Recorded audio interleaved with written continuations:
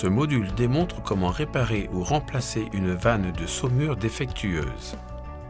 Les symptômes comprennent de l'eau de service salée, une consommation de sel excessive ou un remplissage excessif du bac à saumure.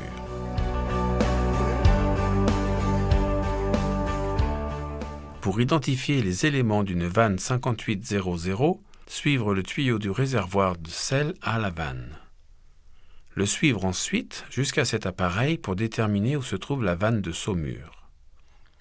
Pour inspecter la vanne de saumure, appuyez avec un tournevis pour dégager la tige.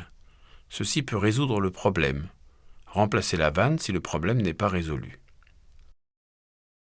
Pour déposer la vanne de saumure du 5800, enlevez d'abord la vis maintenant le piston sur l'ensemble d'entraînement. Enlevez ensuite les deux vis retenant l'ensemble d'entraînement sur la vanne.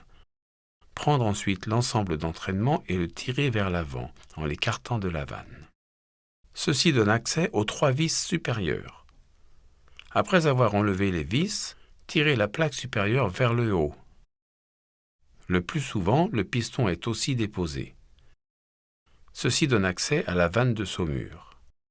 Pour la déposer, tirez le corps tout droit vers le haut.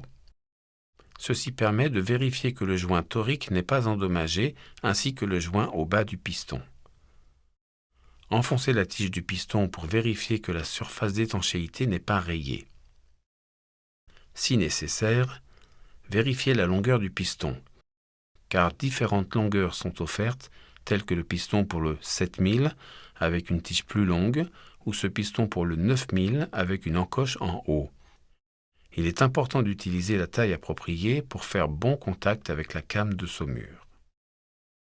Il y a un joint torique à l'intérieur du corps. Il faut le sortir et vérifier qu'il n'est pas endommagé. Remplacez tout élément selon le besoin.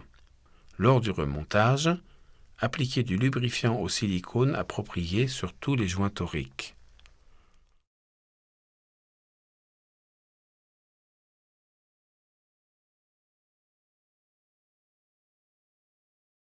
Enfoncez ensuite la vanne fermement dans le corps. Le reste du remontage se fait dans l'ordre inverse du démontage. Merci de votre attention.